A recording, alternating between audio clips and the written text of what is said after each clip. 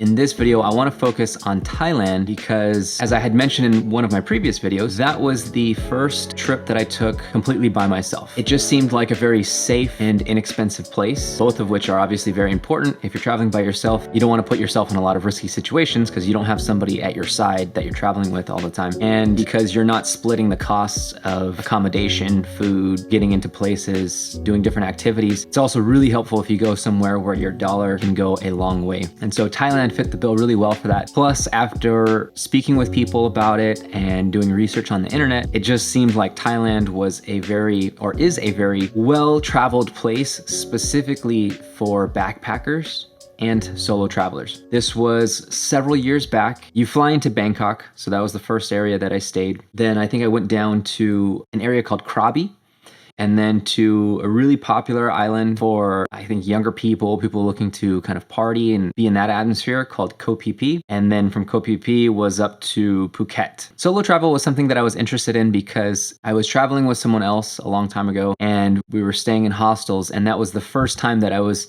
exposed to the idea that there are plenty of people out there that literally just take a backpack, go somewhere by themselves, and go explore the world. That was a new concept to me because prior to that, any trips that I had taken were either with family or with a significant other. I saw that and I just thought it was a really cool, interesting, brave thing to do, and I wanted to test myself with that. I think one of the things that prevents a lot of people from even considering traveling alone is that you can get lonely. There are a lot of moments where, since no one's by your side, you're not traveling with somebody the whole time, you're spending a lot of hours simply by yourself with your own thoughts, and that can be a little bit challenging or daunting or just simply unappealing to a lot of people. And even to me, somebody that is definitely more introverted, I enjoy a lot more alone time than a lot of other people I know. I need a lot more alone time. Even for me, traveling alone does have those lonely moments, and it is kind of an uncomfortable feeling. And so I think the story just needs to kind of start there. That's to set the foundation. So with that being said, the first place that I want to start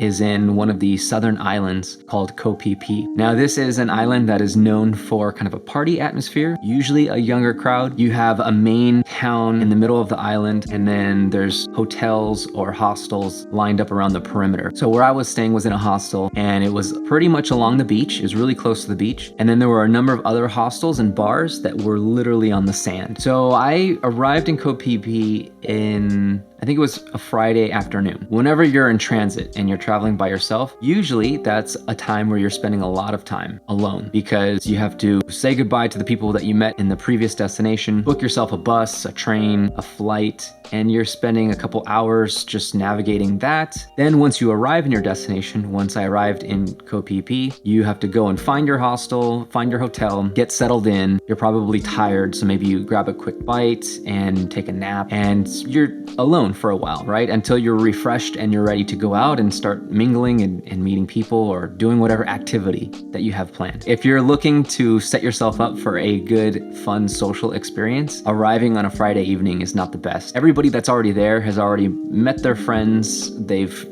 formed their little groups, they're going out to do some activities, they're going out for dinner, they've got their night planned out. And it's not to say that obviously you can't find pockets of people to join in with, but people kind of already have their things going. Meanwhile, you're just arriving and getting settled. If you want a social night, you have to really quickly try to form some relationships. I didn't form those relationships right away. There weren't a lot of people just mingling in the common area of the hostel. What ended up happening was evening turned into night, and I was alone. I was by myself. So I was venturing out. I was just kind of exploring. And by this time, when the sun goes down, all of the bars along the beach open up. People start flooding in. There's loud music. There's dancing. There's just people running around on the sand, and it's a big party atmosphere. You know, if you ever go out at night by yourself, at first you're kind of thinking like, okay, who am I going to talk to? Where do I want to go? You're figuring things out. Even though I am an introverted person, I think through college, I learned that I can be social when I want to. I can approach people that I've never met and start a conversation. I can form relationships rather quickly if I want to. As an introverted person, those interactions really do drain me. So it's a big investment of energy, but I'm confident that I can do it. So I was contemplating that this night. I think one of the big takeaways from this particular part of my Thailand trip. I remember thinking about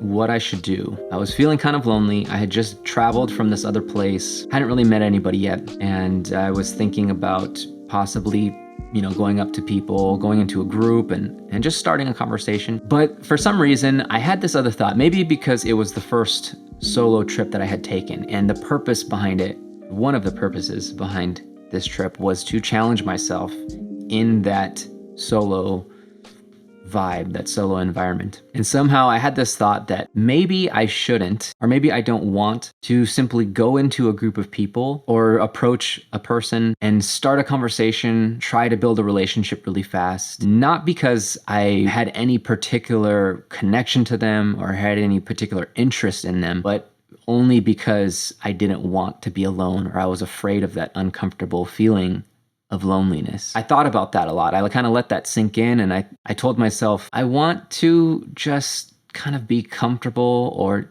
not even be comfortable. Like, I wasn't going to force myself to be comfortable into being alone, but just being accepting of it. Like, for instance, have you ever gone to a restaurant by yourself, just sat down at a table and had a meal by yourself? I think for a lot of people, that's a really uncomfortable feeling. So you're sitting there, you don't know what to do, if you should talk to the waiters or talk to somebody at the next table, or if you just sit there quietly by yourself. It can be a really uncomfortable experience. I had that same feeling where you're feeling lonely, you're feeling a little self-conscious that you are lonely, that you're wandering around by yourself. And so I wanted to kind of overcome that a little bit. I just kind of wanted to observe things, just be in the area, not have any expectations. If something happened, if some kind of relationship or conversation started, like, fine, but I told myself I wasn't going to go out of my way just so that I wouldn't be alone. Like, I didn't want to be the type of person that couldn't stand being by themselves, and so they just need to cling on to the first person that they see, whether or not they really like them. So I told myself that I wasn't going